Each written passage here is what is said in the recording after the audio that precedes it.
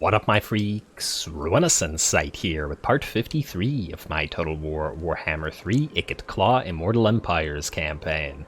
So as we saw last time, we were able to take Kislev and Castle von Rauken, both destroying both the Reichland faction and the remaining effectiveness, probably, of the Ice Court faction. In addition to that, we got a lot of money out of both locations, and were able to use it to build up a lot of buildings. Now, more importantly than that, perhaps, is what I did between the episodes. As promised at the end of last episodes, I did... We're actually episodes. I've said it more than once at this point. I did download the one-button respec mod and have, between the episodes, reset several characters' abilities, including Throt and QUEEK, so they're a little bit more properly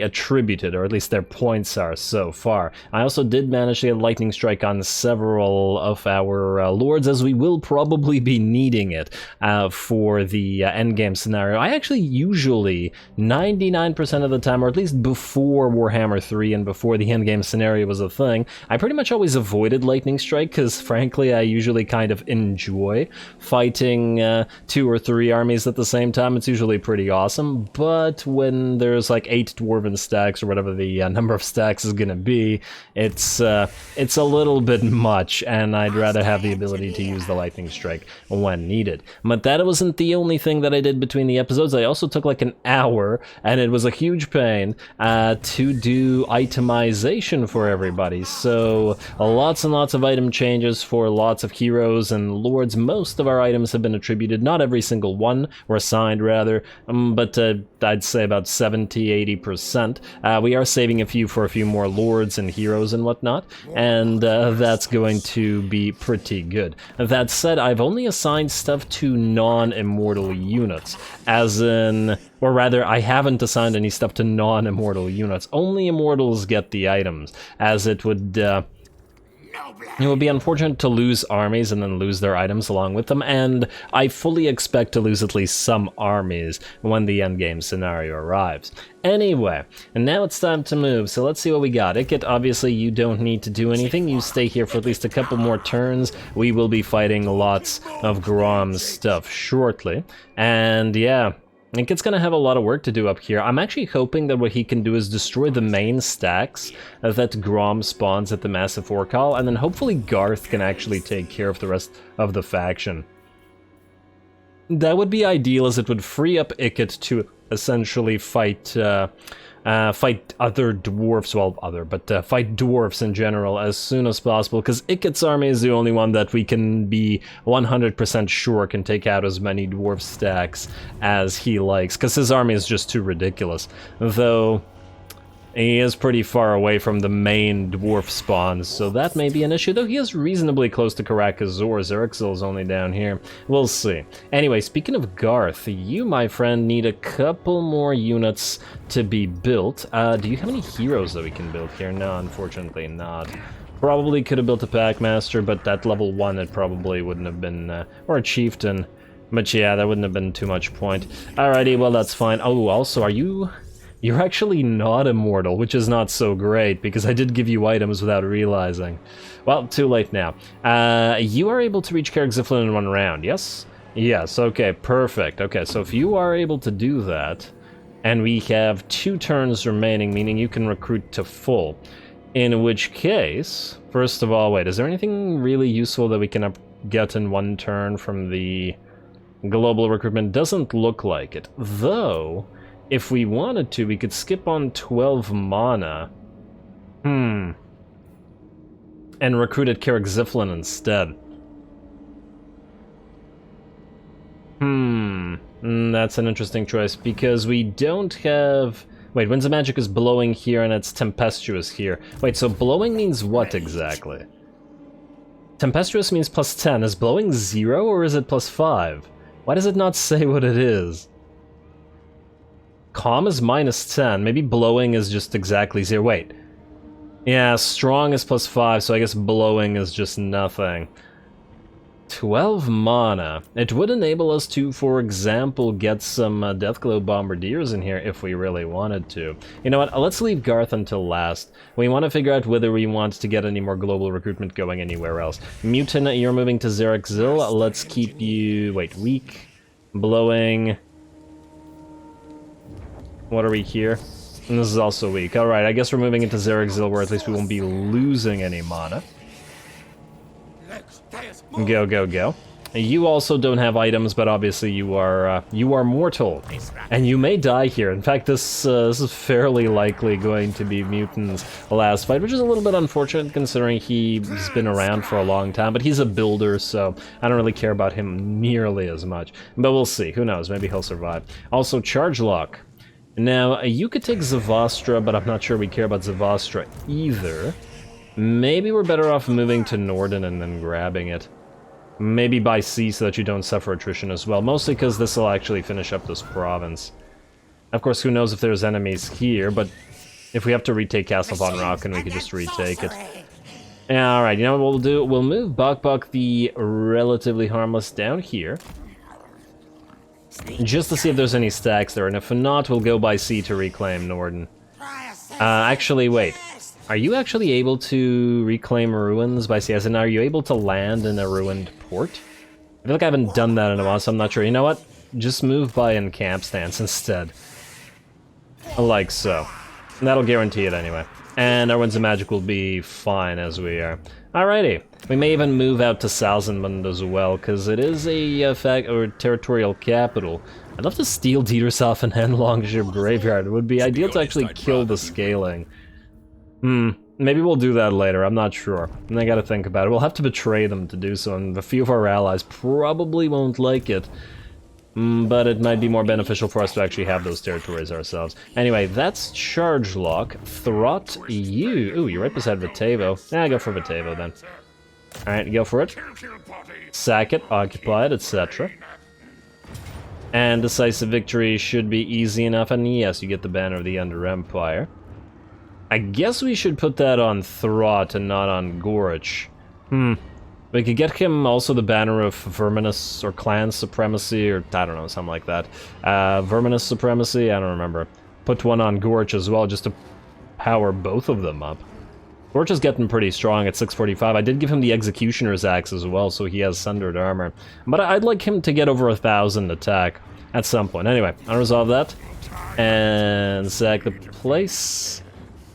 Still free, 1.5k. Oh, and now Throt has Perfect Vigor, lovely. And more sacking bonuses. And Man-Thing Slave, occupy please. Swell. And we'll start on the Rattling Warrants here immediately. Don't collect the income, because I really don't want to be dealing with rebellions right now. Wait, what do we have here, by the way? Karak Ungor. I don't remember, is there another little dwarf faction at Karak Ungor? No, it's probably too close to Karak Kadrin. Yeah, so that's probably related to Karak Kadrin. If the closer we get here, the more likely we have to fight these dwarfs. Yeah, it looks like Charge Lock's gonna have to defend Hell Pit rather than Throt doing it, but Throt can get back to it once the Force-Feeding Chambers have been upgraded to Tier 5. Because he needs those Hell Pit Abominations anyway.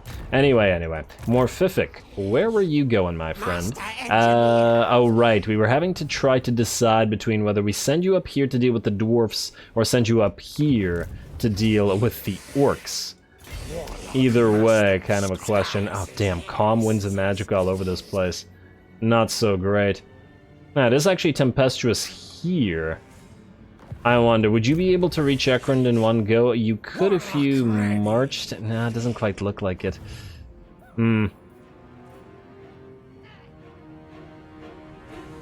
Might not be able to. Probably shouldn't risk it. So then you'll basically not be able to cast anything, but oh well.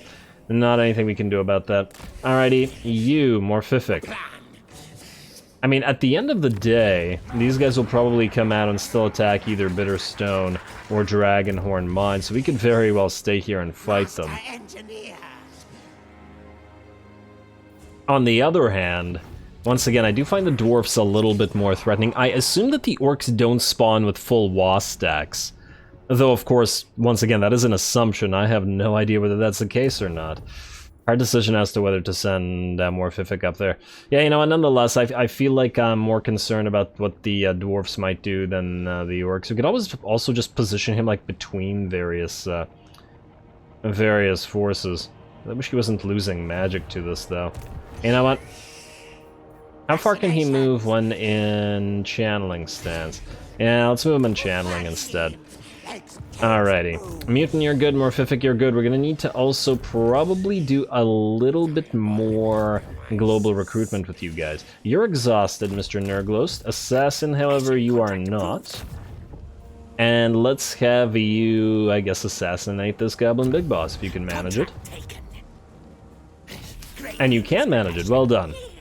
So we rename him Assassin, and suddenly he's successful at assassinating. Let's, however, level your assault units. I probably shouldn't have also bothered leveling your stuff up, but, well, whatever. Alrighty, now, Plague Rogue. I was thinking about recruiting some stuff here. We do have 6 points of global recruitment. Ooh, no, you know who really needs to recruit stuff? You. If enemies spawn at Vulture Mountain, you're not going to be able to do anything about that. Yeah, it's pretty critical that we deal with you. Alright, fine. So here's what we do. First of all, we take out 3 Skaven Slave Spears. And let's put in some free stuff from our Beastmen allies. And we get their allegiance pretty easily, after all. Let's go for... You know what? Let's go 3 Feral Manticores. Who has the cheaper Manticores? 15... versus 12, was it? Yeah. 1, 2. And we will use them to kill enemy artillery. Hopefully. Can't quite trust the Manticores because they like to get enraged and die, but, well, we shall see. Now, we could get a Harpy to fly around with them, but Harpies are just so damn fragile. On the other hand, to get up with 3 Manticores, maybe that's not the worst idea in the world. On the other hand, maybe a unit of Chaos Spawn to help hold the line here. I really don't like how we can only get 1. It's kind of silly. And why is the Chaos Spawn only 1? Everything else is 3 minimum.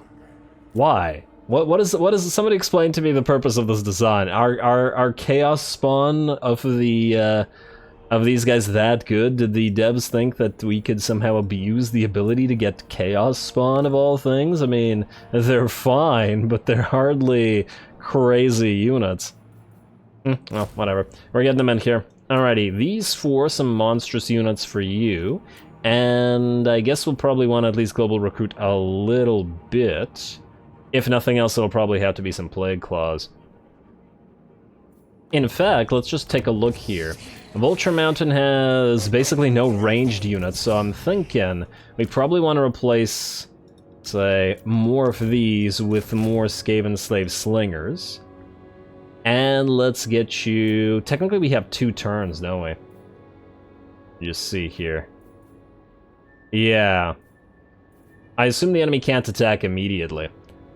They can't move on the turn that they appear, at least judging from my Kairos campaign, where we were able to destroy every single enemy force in a single turn with Kairos' stack. But we don't have Kairos to deal with problems for us here, do we? Alright, let's get you some Poison Wind Globadiers. I think they'll be pretty necessary here, especially against Dwarven stacks. And... maybe 3 of them. I want to leave enough room for other lords to be able to recruit stuff. Alrighty, speaking of other lords recruiting stuff, Plague Rogue, you do not have any Warplock Jezzails. I say we replace these 2 Clan Rat Spears with 2 Warplock Jezzails. To snipe artillery, for example. Where are you, Jezzails? Alright. Like so. It'll take 2 turns to recruit, and then you'll be more or less maxed out. And then, outside the Experimenter, you can use global recruitment for a little bit as well. What here do we want to replace? I don't particularly care for the non-poison gutter runner slingers. You, interestingly enough, also don't have Jezzails. Oh. I mean, the gutter runners would probably be good on the defense, but I'm thinking Jezzails would be better. I mean, we can only get one for now. Ah, damn, yeah, fine. Alrighty, so we'll replace these gutter runner slingers without poison. And we'll get another, at least one Giselle unit in here. They're expensive, but, you know, whatever. We're probably going to delete at least some of them, as long as these guys actually survive. Okay, well, that's all of our global recruitment dealt with. Shife. Shife, you go after this little army that seems to have escaped, but not well enough. Then we'll go after the statues of the gods. We've also ambushed them, so fare thee well. And 11 food for that, not bad. In fact, let's get even more food for that. Alrighty, and then statues of the gods should be an easy take. Same thing with the deadhead monoliths, though we do have to watch out for enemies starting to sail on over, like the Bretonnians did. I kind of expect that to happen again, since they kind of ignored a bunch of other factions to sail on towards us. I thought they had fixed that a little bit. Now here, okay, so Metabel and Cyprus were actually going to join into one army, but I think if Carrick Hearn and Carrick Norn both spawn, and I guess there's no guarantee that they do, I think what we're better off doing is actually just moving now. Like this, and then we'll transfer the Minotaurs to Cyprus afterwards. I'd rather have the ability to defend as much as possible. Alrighty, hopefully that works out. Okie dokie, who's up next? Corpable, you're still stuck, buddy, so you will remain stuck for a while, at least until the dwarf spawn. Garth... Oh, right, I was deciding whether to global recruit with you, and then I promptly used all the global recruitment up, didn't I? Yeah, okay, fine. And we could just do local recruitment then. Let's get him, let's get 3. Man, he could really use some Poison Wind Globadiers, couldn't he? I guess he will have one turn to get them if we allow it to happen. Wait. You will take 2 turns to recruit these guys. Wait, the Poison Wind Globadiers also take 2 turns. Ah, so the Death Globes, you know what? You can have a Death Globe as well. And then 2 Poison Winds. In fact, I think against the Dwarfs, perhaps we're better off just going all Death Globes. Damn, they're expensive, but you know, what can you do? Man, is there something we could do here to allow the other guy to recruit some? Not get Giselles? I really don't like the idea of not getting any Giselles here. Nah, you know what, I think he'll have to try to deal with just with what he has, so let's get 2 more Plague Monks, 1 more Plague Claw Catapult, and then that'll be his army. And he's still under attrition, too. Well, hopefully that'll be the last turn that we get it. Now, QUEEK, you're about to fight, so we're gonna separate that. You got an Imrik to kill. Plague Roke, you're good upside. The Experimenter is holding on to his points. I also assigned a bunch of points between the episodes as well to once again not waste time. You are moving towards Throt. And there's some heroes to still move, but you know what? We could do that with the buildings after QUEEK fights QUEEK. It's time to get an Imrik, and then immediately move to Karak Azul right after. Gotta remember that you don't have a caster with you, but it looks like Imrik doesn't as well, so it'll be at least somewhat even there. Ano, you can move to Karak Azul. QUEEK, we gotta make sure that we don't lose so many units here that you have problems with Karak Azul, or that you don't have enough time to heal. Now, let's see what we're facing off against here. Close defeat, and damn, it's a lot of range units. Oh, the Shadow Warriors are going to be a problem. Hopefully we can dish out enough damage to them with the, and with our Plague Claw Catapults. Now here, we are going to get a Razor Standard on you, a Dwarfhide Banner, and a Banner of Verminous Scurrying. I think we give the Verminous Scurrying to QUEEK. He's rather slow at 40 speed. This gives him 58. Considerably better. On the other hand, I suppose that he only needs to be as fast as his Storm Vermin. On the other hand, I would like him to actually be able to duel enemy lords. I don't imagine he could defeat Imrik, though. 140, 106, 76? Yeah, that's going to be problematic. We're probably going to need all of our heroes to deal with that. Whew. Concerning. And lastly, the Dwarfhide Banner. Which is gonna go on, I guess, one of the chieftains. Let's put it on you, I guess. Middle chieftain, and he's the strongest. Alrighty, well, this is what we're going with. We have 8 uses of Menace below, and are probably gonna need them. Luckily, the enemy doesn't have artillery, but those Shadow Warriors are extremely frightening, and we have no caster. Let's see what we can do.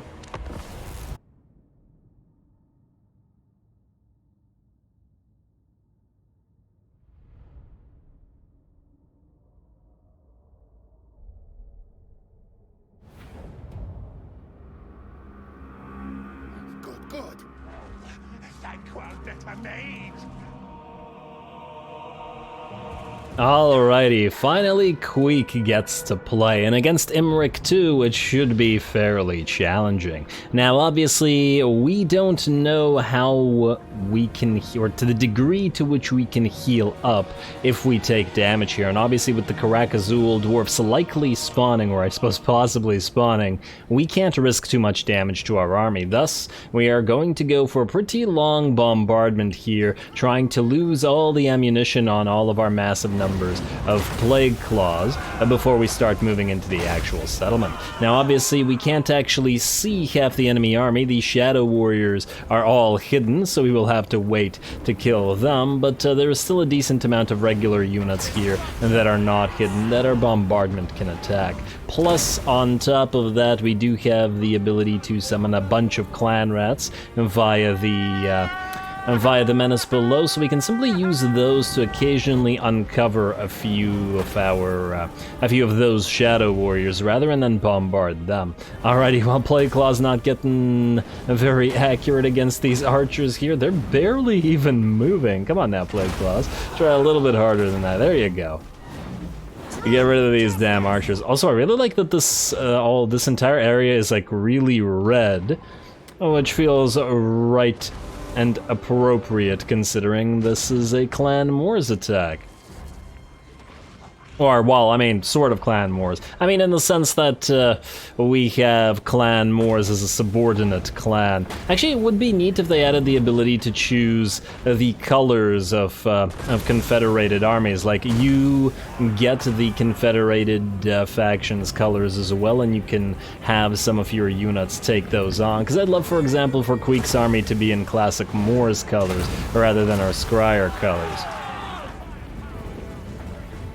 And just because one clan is dominant doesn't mean that the other one's completely actually ceases to exist. Anyway, it looks like the bombardment is going well, at least up here, and I do like the fact that we've managed to set up our Plague Claw so that the enemy's getting hit from several sides at once. Obviously, the benefit to this is the fact that they can't hide behind the same exact buildings, on top of the fact that units could get in really bad positions where they can get attacked by both sides of our own Plague Claws there. Here comes a menace below to annoy some enemies here, but also to identify any nearby shadow warriors. Of course, this stops the enemy, and this is probably going to be bad for the menace below as the Plague Claws hit them as well as the archers, but that's just fine.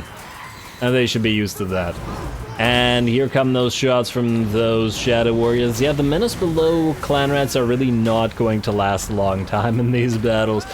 They're just basically instantly getting wrecked by shadow warriors firing at them. Considering how many shadow warriors the enemy has on the field, it does make sense. Now, let's see what we're working with here. The balance of power is still in their favor, but only slightly, and they are continuing to lose units. We're also losing units, but only summons so far. We still have the clan rats and the Skaven slaves that we can send forward, as their losses we don't really care about. And then, of course, our elites, all of our storm vermin, our chieftains, as well as QUEEK here, who are ready to move in once the enemy's been softened up a little bit. Now, the ammunition here, we're at about half, so we do still have at least a little bit more bombardment to do.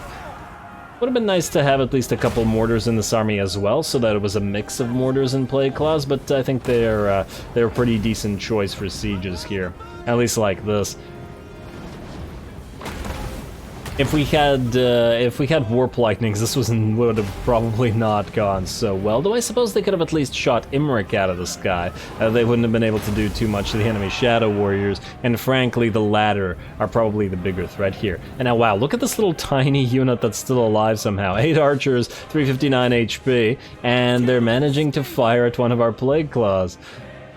Right from behind this wall, too. Gotta be some nice accuracy firing at stuff you can't actually see.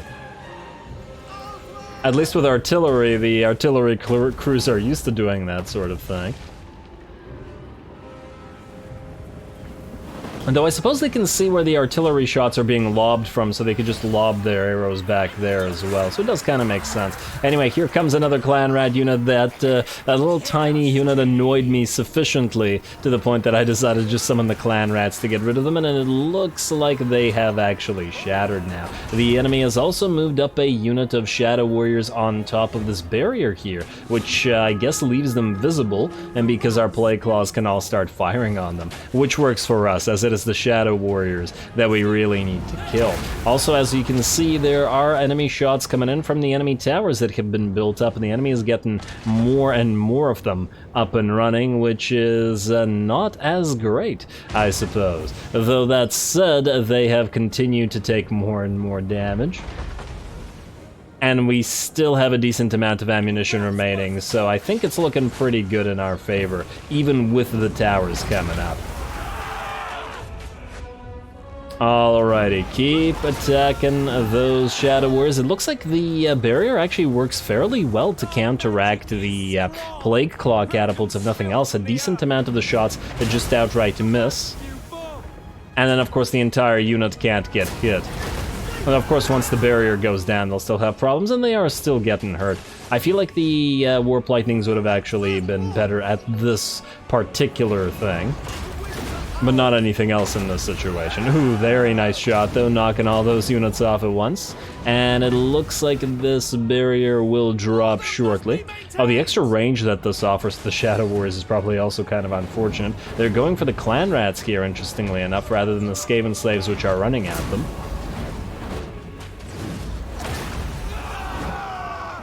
But it does look like that it was a good idea to hide all of our storm vermin, as those guys are now completely unharmed. And down goes that barrier finally.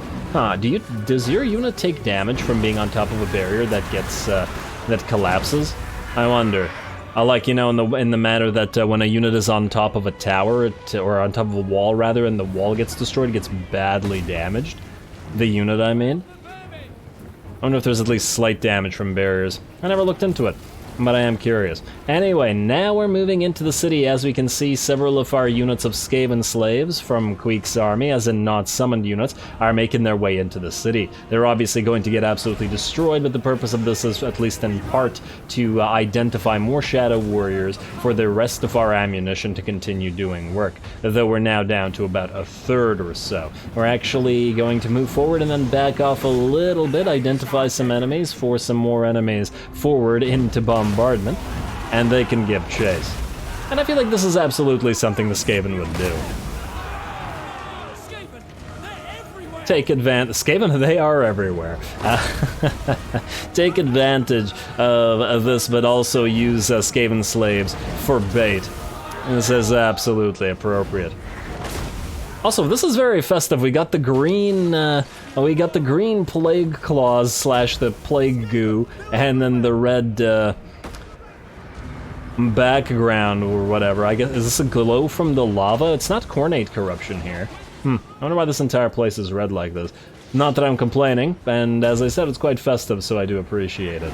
Alrighty, and ooh, the eagles have come to town, and they are absolutely wrecking those poor Skaven slaves. They are anti-large Skaven slave spears, though, so they're probably at least doing a little bit of damage to the eagles. Imrik is also still flying around, so he could drop in at any second. But now that the eagles have dropped down, we are going to send the clan rats and QUEEK and our two chieftains in as well. If they're going to have their elite units isolated like this, we're definitely going to attack them. And there we go. Kill those eagles, boys, but be careful because Imrik is coming down as well. Kind of unfortunate for us that he has Menaeth near. What level was he again? Let's see. He's level 37. Okay, so he's a little bit higher than QUEEK, but his stats are absolutely insane. Look at that. 130 melee attack, 1.2k weapon strength, 79 melee defense. QUEEK doesn't really have much of a chance against him in his current state, especially as QUEEK doesn't have the... he doesn't have a lot of his buffs in his fighting line. Yeah, actually, because melee defense is very high as well. Well, either way, on the bright side, oh wow, QUEEK's already at half HP. I really gotta be careful there. But yeah, on the bright side, we do outnumber them. And when I say them, I mean Imrik and Menaethnir. Because we do have the chieftains all attacking Imrik at the same time. Both of the eagles, at least, lie dead. I'm just trying to get some nice shots at the same time, so it's distracting me. There we go, nice little tail swing. I wonder if that hit QUEEK. Yeah, QUEEK's dying. We need to be very careful now and pop that Scalm to try to heal him up. So that's the Scalm's a healing potion's worth of healing, so he should be back up to half HP. But if he takes 2 more hits like that, he will die. Damn, Imrik hits hard. There's that pounce animation. But we do still fortunately have both the chieftains here plus the clan rats at the same time. Unfortunately for us, the enemy is going to commit its dragon princess here.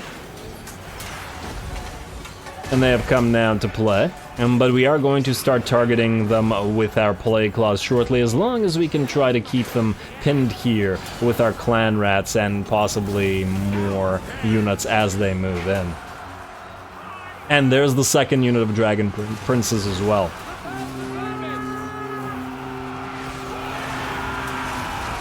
Once again, I do really like Imrik's color scheme. And once again, it is festive. This map is festive, and then I just realized that Imrik's color scheme also matches the map, doesn't it? Huh.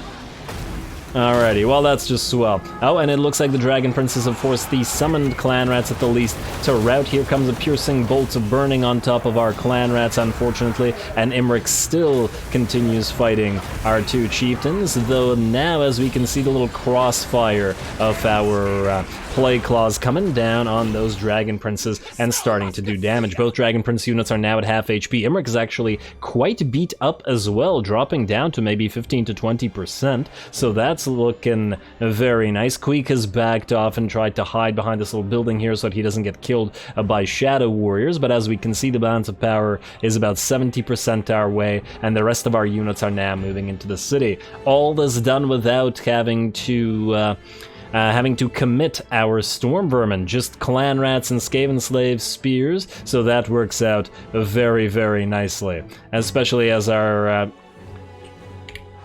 there we go, as our storm vermin will all be unhurt when Karak Azul spawns. And there we go, it looks like Imrik's getting the heck out of there, or is he coming back a bit? No, he is running, he just changed directions. Well done to the 2 chieftains, managing to chase him off, and the plague claws for destroying those units of dragon princes. And there we are, just before the storm vermin arrive, we did manage to chase them off. A heroic victory, perhaps unsurprisingly, considering that the enemy army was fairly decent, but the bombardment did very much go in our favor. Ooh. Yeah, very close for QUEEK there, but otherwise went reasonably well.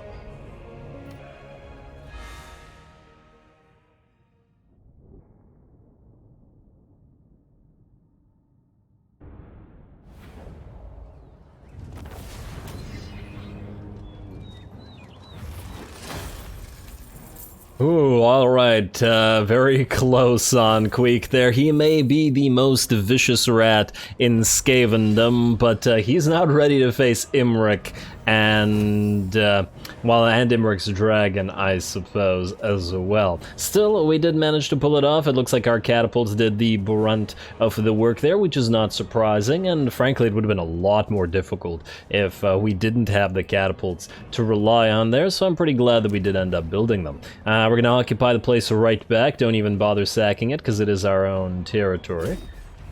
And Pigeon Plucker Pendant for free, swell, and bonus versus large plus 8 and fire resistance. Not sure we care so much about the fire resistance, but I suppose if he fights Imrik again, and considering that he does fire damage, this would probably be a good thing for us. I wonder the degree to which we'd be able to stack fire resistance.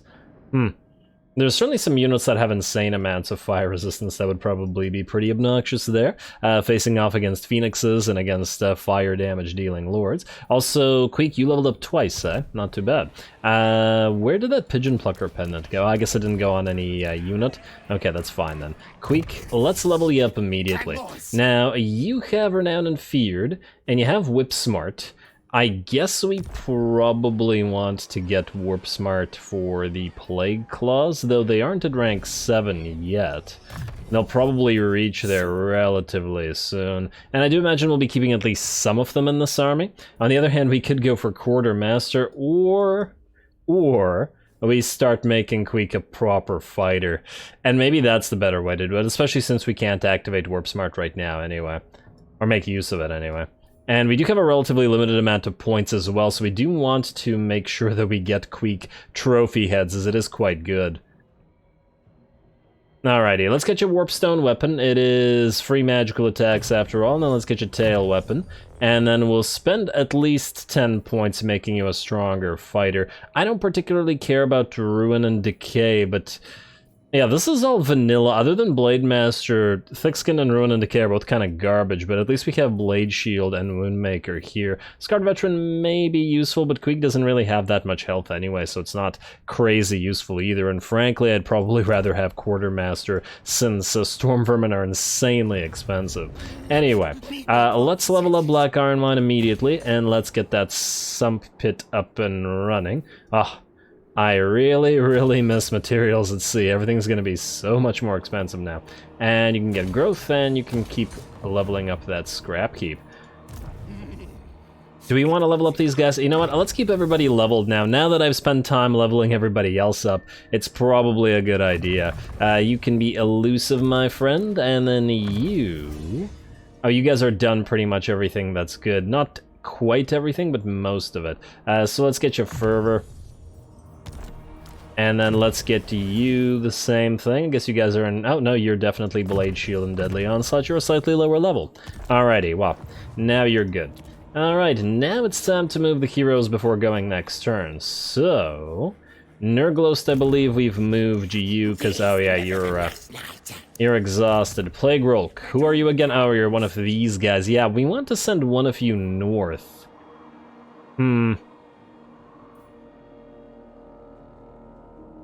Yeah, 3.2k out of this Dark Fortress, which is okay. I guess we want to send you up there to establish an Undercity. It's going to be a long time to get there. You know what? Maybe we'll try to steel tech a little bit more from these places first. Ooh, chance to fail is pretty high, though. What about you?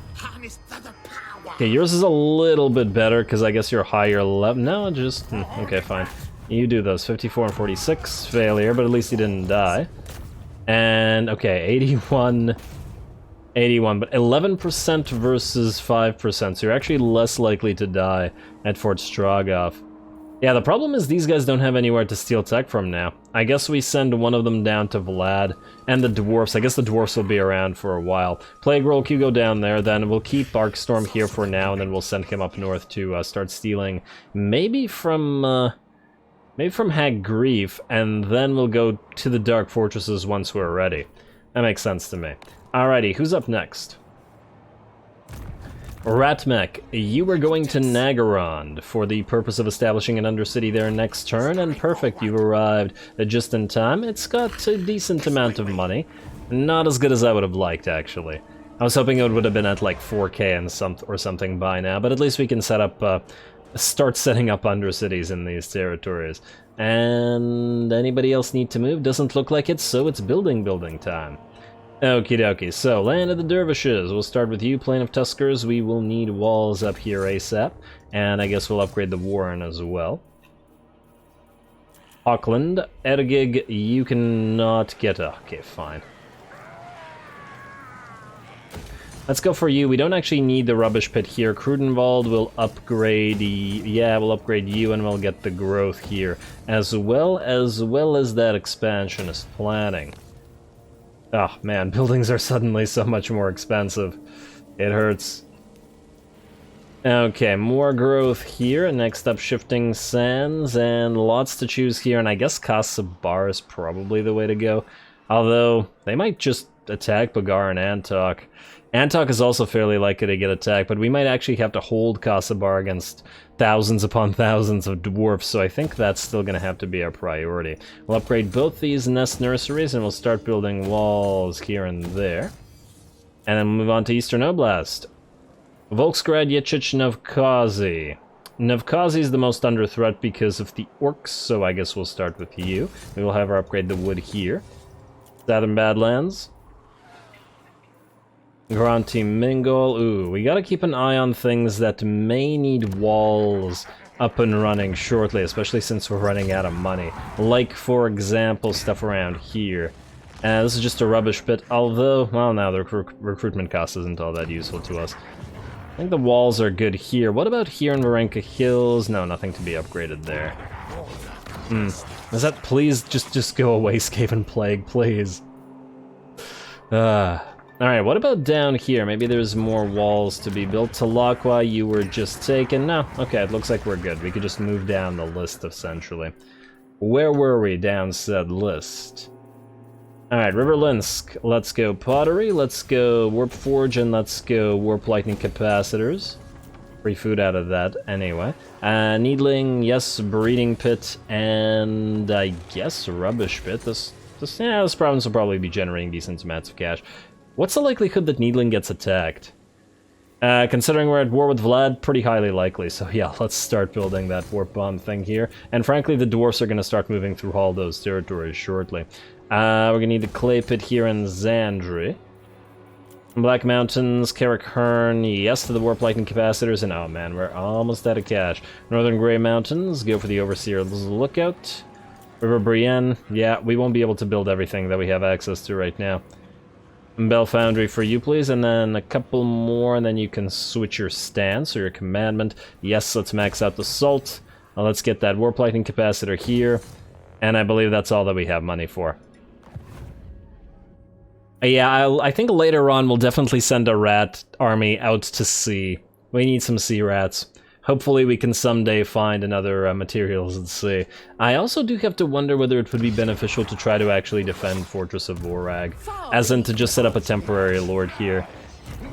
I mean, if the elves break their armies on this, that would actually be quite swell. I do wonder if Helman Gorst is going to be able to chase them off. If he runs away, though... If he runs away, Fortress of Vorag is going to be under siege. But this is going to oh my lord, 3.7k, so basically 4k per lord.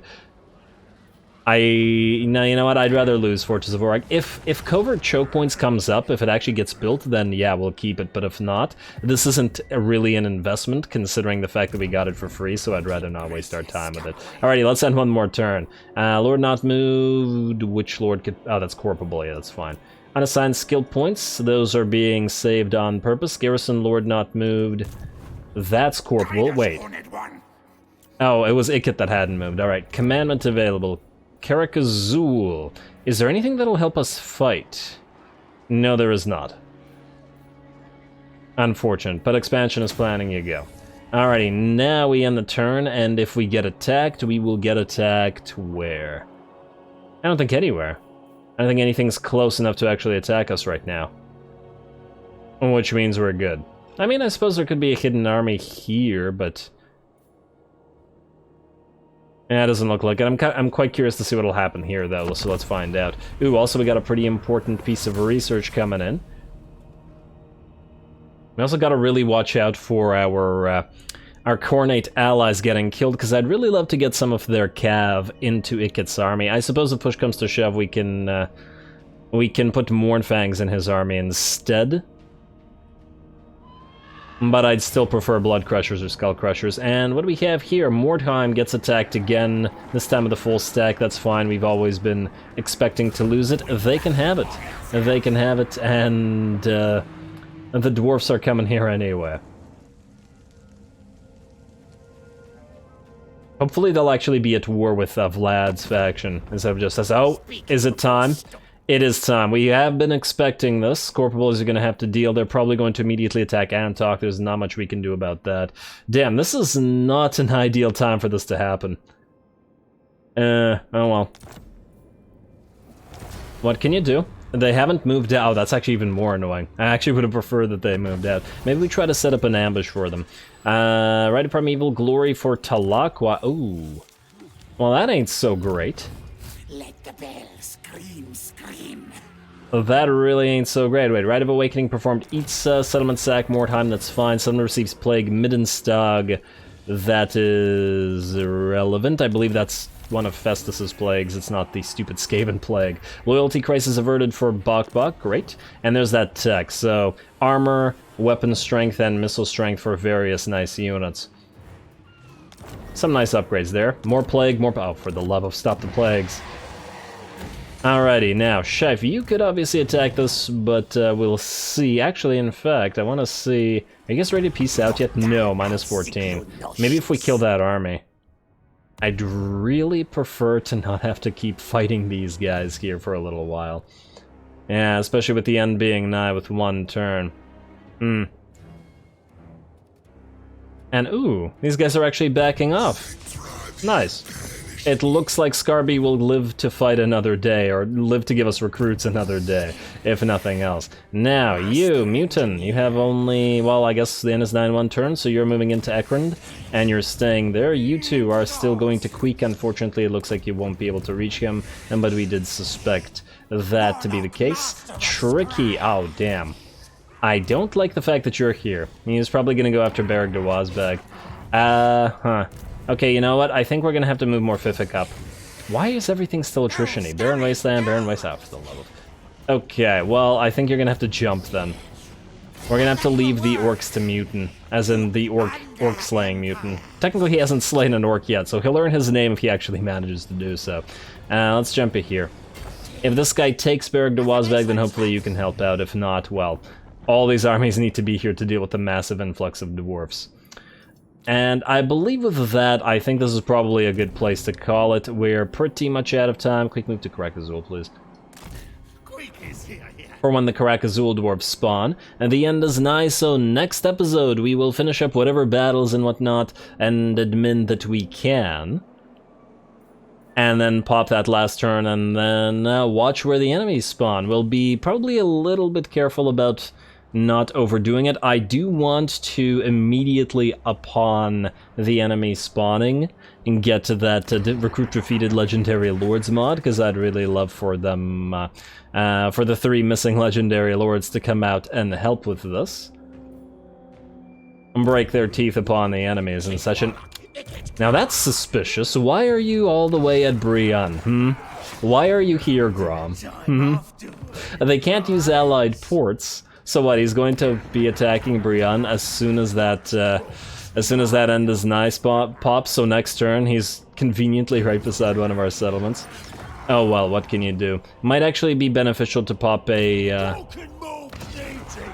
lord in Brienne, but anyway, we'll prepare a little bit more next time, the last of the preparations, so stay tuned for that as well as the endgame scenario. Don't forget to leave a like and comment. All glory to the algorithm. And thanks for watching.